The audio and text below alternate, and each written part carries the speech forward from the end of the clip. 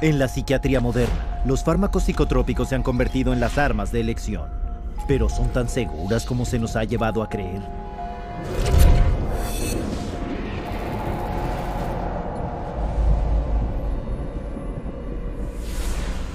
Cuerpos de regulación internacionales, como la Administración de Alimentos y Fármacos de Estados Unidos, requieren que todos los fármacos sean seguros y eficaces antes de que puedan comercializarse. Para lograrlo, las empresas farmacéuticas tienen que conducir ensayos clínicos minuciosos y exhaustivos que demuestren la seguridad y eficacia de sus fármacos antes de su comercialización. Al menos, eso se supone que tiene que pasar. Pero bajo la apariencia de relaciones públicas, las afirmaciones de los psiquiatras y empresas farmacéuticas sobre la seguridad del fármaco psicotrópico están muy lejos de la verdad. Y hay muchas razones para ello. Para comenzar, los análisis de seguridad los hacen principalmente las empresas farmacéuticas, no agencias gubernamentales ni laboratorios independientes, creando un obvio conflicto de interés. They pay for it, they bring in the researchers, they have every opportunity to skew the research, to manipulate it, to produce exactly what they want it to produce. El primer paso al presentar una solicitud para un fármaco psicotrópico es encontrar un trastorno en el Manual de Diagnóstico y Estadística de la Psiquiatría y adjuntarlo al fármaco. Entonces se inician los ensayos clínicos, primero en animales, luego en humanos. Si el fármaco pasa las pruebas en humanos, los ensayos clínicos siguen entonces 4 fases. En la primera fase, se pone a prueba en un número reducido de voluntarios, usualmente jóvenes saludables, para determinar si el fármaco no es excesivamente tóxico y qué efectos secundarios porta. And the studies that are done have young men or women that have very little body fat and are healthy in their 20s. They don't test these drugs on elderly people that have a huge amount of body fat or different proportion of body fat, and they hold the reaction of their drugs is totally different, but they don't ever consider that. En la segunda fase, los investigadores psiquiátricos determinan si el fármaco crea los efectos buscados en el cuerpo humano y cuán grande puede ser la dosis que se puede dar antes de que se presente toxicidad. Como en la primera fase, los sujetos para el test son principalmente voluntarios jóvenes saludables. So just the people that I already know are going to perform well on my drug are going to be entered in this trial. Well, how well do you think your drug's going to come out? La tercera fase compara el fármaco psicotrópico contra un placebo o una pastilla de azúcar. Aunque las pruebas de la tercera fase son mayores y más amplias que las fases 1 o 2, normalmente implica solo unos 1000 pacientes y dura simplemente de 4 a 8 semanas, sin duda no el tiempo suficiente para determinar ningún efecto secundario a largo plazo. Hoy en día, la investigación clínica es una industria multinacional motivada por el lucro, donde las empresas farmacéuticas e investigadores psiquiátricos están implicados en cada detalle, desde el diseño del estudio hasta el análisis de los datos y la publicación del estudio. Pero al hacer sus ensayos, los psiquiatras encaran un problema que el resto del campo médico no tiene. No tienen análisis científicos de laboratorio para medir la mejora objetivamente. On a clinical trial for, say, a drug for cancer or for high cholesterol, it's easy to see if something is working because you can look at the study result. The cholesterol level is dropped, or the cancer is shrunk, or the cancer cells are going away, or there are less of them. You can physically see the answer. With mental health issues, you don't have that luxury. Es esta carencia de ciencia lo que les permite a los investigadores de fármacos psiquiátricos distorsionar los ensayos sobre fármacos a favor de la empresa farmacéutica. One of the ones I think that is most important is the placebo washout.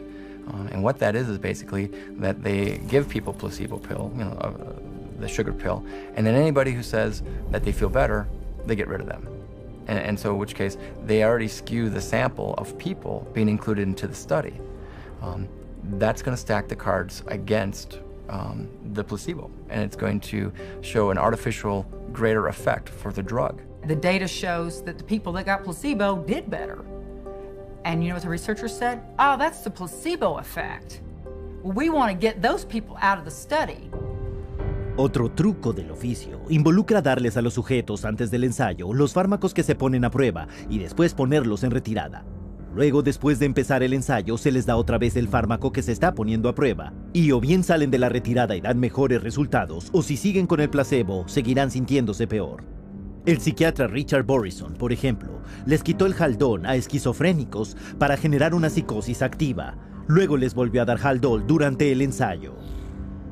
A pesar de esto, su estudio se sigue citando en los folletos psiquiátricos. Another way that they can manipulate the data is unweighted distributions. I have 3 studies that I look at. One study has 1,000 people in it, and another one has 10 people in it, and another one has 15 people in it. The 1,000-person study showed that the drug was no benefit at all. But the 2 other studies that only had 10 and 15 people in it showed the drugs were incredibly superior. So what do they say? They say 2 out of 3 studies showed greater benefit to the drug group. Quizá la forma más habitual de alterar el resultado de los ensayos clínicos es simplemente no contar a los individuos que lo dejan debido a los efectos secundarios.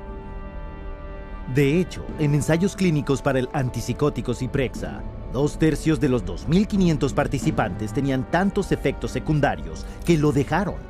De los 800 restantes, el 22% informó de reacciones adversas graves al fármaco. Y durante los ensayos para probar el Prozac, de los 11.000 pacientes a los que se puso a prueba, solo 286, menos del 3%, habían terminado de hecho los breves ensayos, estos de 4 o hasta de 6 semanas. En otra práctica común, los efectos secundarios adversos se encubren dando fármacos adicionales que no son parte del estudio. Y se ha sabido que algunos de los que hacen las investigaciones simplemente falsifican los estudios. Un ejemplo que viene al caso, el psiquiatra Farouk Abusahab, expresidente del Comité de Ética de la Sociedad de Psiquiatría de Minnesota, cuya paciente, que reclutó para uno de sus ensayos clínicos, informó tener pensamientos suicidas agudos.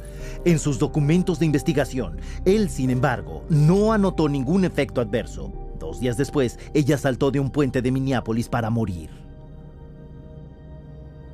Una forma final de alterar los datos de las pruebas es ocultar las reacciones indeseadas a los fármacos usando términos menos aterradores. Este truco se usó en el famoso estudio 329 del Paxil, donde efectos secundarios, como casos agresivos de pensamientos y actos homicidas, se categorizaron bajo la palabra hostilidad, mientras que bajo el nebuloso término de labilidad emocional, se archivaron los pensamientos y acciones suicidas. En muchos casos, los ensayos clínicos están establecidos para no identificar violencia ni suicidio en lo más mínimo. It is a problem that if these clinical trials don't specifically really ask a lot of questions about the nature of suicidal ideation and how the person feels and hopelessness and akathisia, if they don't ask those questions very specifically, they're not going to really get that data and it's not going to come up. El diseño de ensayos parciales para evitar hallazgos negativos, la interpretación de datos en bruto a favor de tu fármaco y darle la vuelta a todo el estudio para acentuar lo positivo son solo algunas de las muchas formas de hacer que el ensayo sea parcial. Es esta tormenta perfecta de deshonestidad intelectual lo que ha llevado a un experto en fármacos a concluir que se puede demostrar que la mayoría de los hallazgos de investigación son falsos. Las empresas de fármacos son las dueñas de esos estudios, y cuando creen que tienen suficientes pruebas para convencer a quienes los regulan de que su fármaco es seguro y eficaz, les presentan sus ensayos clínicos de la tercera fase para su aprobación. La FDA solo requiere 2 ensayos clínicos, así que las empresas de fármacos pueden conducir tantos estudios como haga falta para encontrar los 2 que tengan la mejor oportunidad de aprobación de la FDA. You only need 2 positive trials against placebo, and it doesn't matter if you did 1,000, as long as you get 2. And it's amazing, sometimes they actually don't. They might pull data from another couple of clinical trials in order to get that approved. They don't need to report all their data. They don't need to report all the trials that they do. They only need to report the ones that they want. They can handpick whichever one they want and then submit just those couple to the FDA. Como director de la División de Productos Médicos Neurofarmacológicos de la FDA, el psiquiatra Paul Levere se quejaba de que el patrocinador podría simplemente hacer estudios hasta que las ranas criasen pelo, hasta lograr que un par de esos estudios casualmente fueran significativos estadísticamente, sacarlos y decir que se ajustaban a los criterios. The New England Journal published a study about a year ago showing that many clinical trials that had been conducted and registered with the Food and Drug Administration were never published because they came out showing no significant advantage over placebo. So antidepressants are not as effective as they are being made out to be, and the side effects are not as emphasized as much as they should be.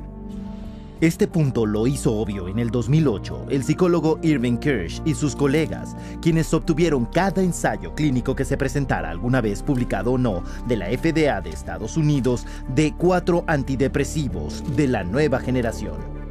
Los resultados fueron tanto alarmantes como ilustrativos. En las palabras de Kirsch, las medicaciones antidepresivas han mostrado solo beneficios modestos en relación con el tratamiento de placebos, y cuando se incluyen datos de ensayos no publicados, el beneficio cae por debajo del criterio para una importancia clínica.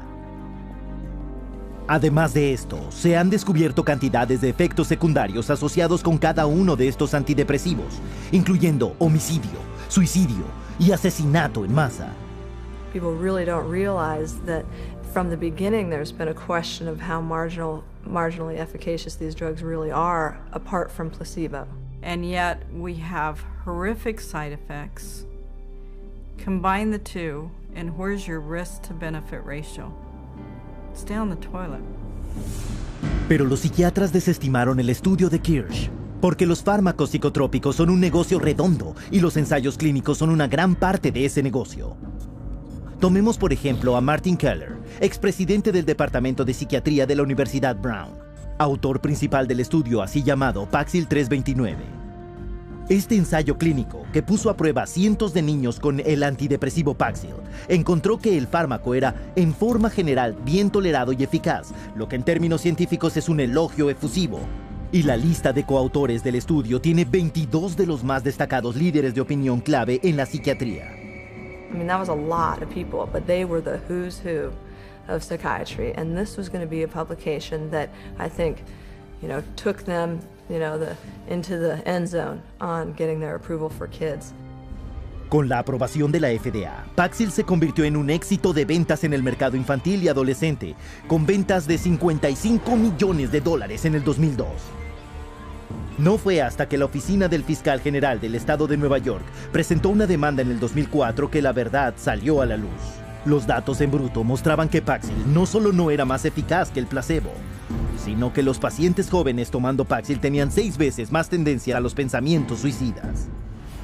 De hecho, estos datos revelaron también que 11 de 93 niños en el estudio desarrollaron efectos secundarios graves, por lo que hubo que hospitalizar a 7. Pero conforme al propio administrador de Keller, a muchos de esos niños o se les descartaba del estudio o se les codificaba como no de acuerdo al estándar para evitar tener que contarlos. Aunque no admitió su culpabilidad, la empresa farmacéutica llegó a un acuerdo extrajudicial de $2.500.000, menos de lo que Paxil hacía cada 7 horas. Siguiendo a estos cientos de demandas judiciales, pero cuando los abogados hicieron declarar al Dr. Keller, principal autor del estudio 329 de Paxil, este no admitiría demasiado. I can't remember exactly what I said. I don't remember anything specific about any of these meetings. If my name wasn't on the top, I wouldn't remember ever having seen it. If I saw them, I don't remember. The answer is, I don't remember. I don't recall if I was. I don't recall asking him, which isn't to say that I didn't. I want to pick up on the question Mr. Coffin asked you about the 5-fold increase of the Paxil kids experiencing suicidality over the placebo kids. Do you recall those questions? I do. And you said that you weren't particularly aware of that except for with regard to a manuscript that was sent to you in confidence by GSK? Correct. That actually is not correct, though. I mean, this was an issue that had been presented to you by a number of different reporters that you personally responded to. Is that correct? I don't remember. ¿Cómo podía haber sabido tan poco sobre un estudio de un fármaco en el que él era el autor principal y que él mismo usó para promocionar Paxil para los niños en destacados diarios médicos y en congresos? The ultimate publication of Study 329 was ghostwritten by an agency hired by GlaxoSmithKline, and eventually they, after the manuscript was written, they put Martin Keller's name on it as an author. There again, and maybe you can tell me where I can find it in the paper. No, I'm asking you if you were aware. I don't remember the specifics. And then we finally showed him a document from GlaxoSmithKline where GlaxoSmithKline says that the study was entirely flawed. It was a complete failed study, and it certainly didn't show that Paxil was remarkably efficacious for treating children and adolescents in depression. Can you read that into the record, please? Essentially, the study did not really show Paxil was effective in treating adolescent depression, which is not something we want to publicize. We asked him, with that information now, how can you tell us that it would be okay and safe to give a kid Paxil? And he couldn't answer the question. He sat back, he put his head in his hands, and for, the longest 2 minutes sat there silent.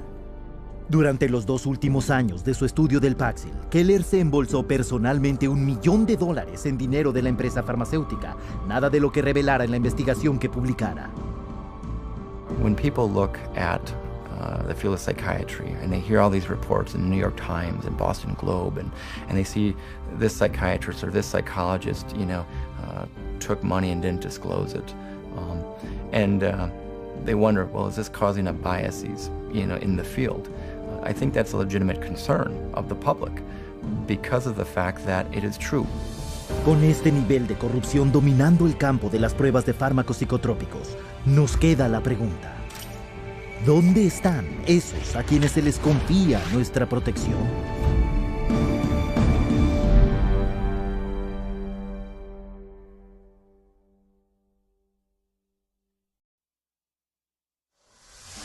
Se supone que los organismos gubernamentales de regulación tienen que velar por el bienestar de los pacientes. Entonces, ¿por qué se permiten tantos fármacos psicotrópicos peligrosos en el mercado?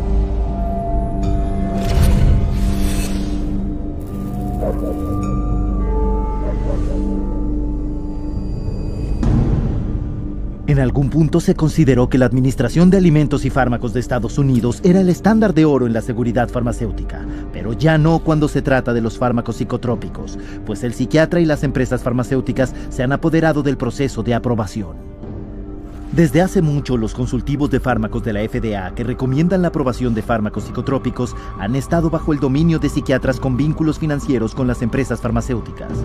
Un estudio mostró que el 92% de las reuniones de asesoría de la FDA en la última década tenían al menos un miembro con conflictos de intereses. En respuesta a la acusación de conflicto de intereses, la FDA dice haber intentado encontrar expertos en salud mental sin conexiones con la industria farmacéutica, pero sin encontrar uno.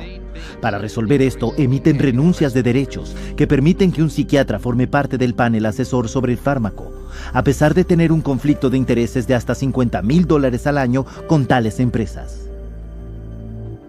The advisory panels that review drugs, most of these people are direct recipients of money from usually the drug under study, the company that's submitting the drug, and they waive the conflicts most of the time. So it's pretty pervasive, and it's quite insidious. Full waivers have been granted to the following participants: Dr. Andrew Leon for his role as a member of a data safety monitoring board for an affected firm. He receives between $10,001 and $50,000 per year. Dr. Bruce Pollock has been granted a limited waiver for his activities on an advisory board and speakers bureau for an affected firm in which he receives less than $10,001 per year. Ms. Jean Bronstein for her ownership of stock and a bond in an affected firm in which the value falls between $50,001 and $100,000. You could be paid massive amounts of money by the drug companies, in this sense, and then turn your head here and say, okay, now I'm going to review the drug. And that huge conflict of interest was not to be discussed. In fact, they didn't want people putting it out there. That was the policy. So they still allow it. They still allow that conflict to continue. But now it's meant to, I guess they're supposed to acknowledge if there's a conflict of interest. But acknowledging the conflict and getting rid of the conflict are two different things. La puerta giratoria entre el gobierno, el mundo académico y la industria farmacéutica es uno de los secretos peor guardados de la psiquiatría. It's a revolving door, FDA and drug, FDA and drug. So we have a system where those institutions that people trust, want to trust, would like to trust, are truly untrustworthy.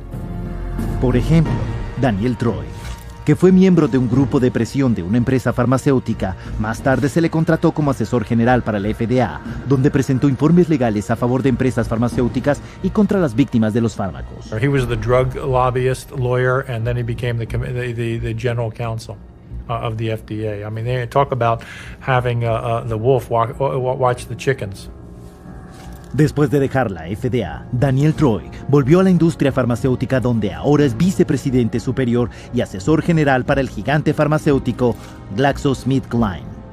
Esta es la atmósfera en la que los psiquiatras en la FDA le dieron aprobación a los fabricantes de fármacos para vender fármacos psicotrópicos. Pero supuestamente las pruebas clínicas no deben terminar aquí. Hay una etapa final de pruebas: la cuarta fase. La cuarta fase requiere que las empresas farmacéuticas hagan un seguimiento de los efectos secundarios que sin duda ocurren en el público general, mucho más allá de los muestreos reducidos de la tercera fase.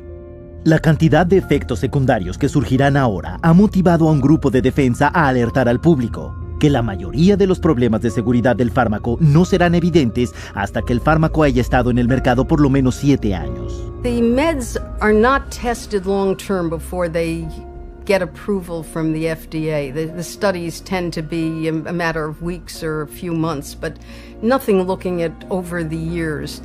And the data that's coming in now from Europe and also in the United States is that the side effects are deadly. En vez de tener una función de seguridad como vigilancia post-marketing, las pruebas clínicas de la cuarta fase se están volviendo a formular como investigación post-marketing, y se les da un nuevo propósito diciendo que son medios para poner a prueba los fármacos psicotrópicos para trastornos psiquiátricos adicionales. Por ejemplo, el Zoloft, aprobado por la FDA en el 91 para tratar la depresión grave.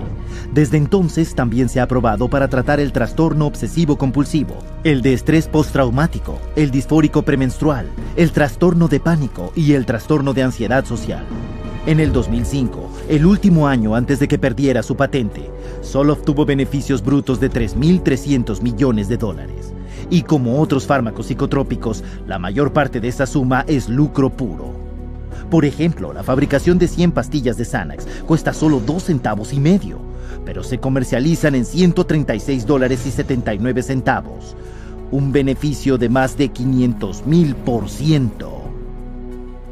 Por esta razón, las empresas farmacéuticas tienen márgenes de beneficio de un 16%, el triple del promedio de la mayoría de las empresas.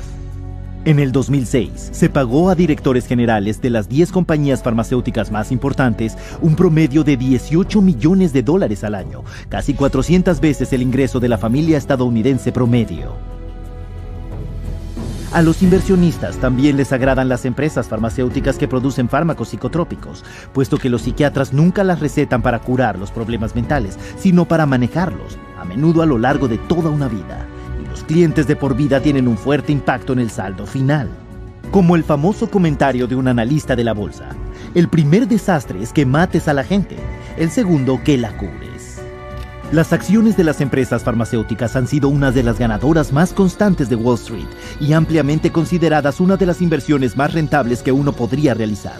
En el 2002, el total de beneficios de las 10 empresas más importantes en Fortune 500 excedía los beneficios combinados de los otros 490 negocios. Y un descenso en los precios de las acciones farmacéuticas representaría grandes pérdidas para los inversionistas del mundo, y las inversiones tienen que protegerse. Con tanto dinero en juego, no es de extrañar que a los accionistas nunca se les diga la verdad sobre los fármacos en los que han invertido su dinero. No son conscientes de que la aprobación de la FDA no garantiza la seguridad de los fármacos y que las pruebas clínicas que justifican su aprobación a menudo se basan en falsedades y engaños. Pero una vez que el fármaco está aprobado, el siguiente reto es: ¿cómo convencer a los médicos que escriben recetas de que estos fármacos en realidad son seguros, eficaces y con muy pocos efectos secundarios, cuando las pruebas por la propia empresa farmacéutica demuestran que ese no es el caso?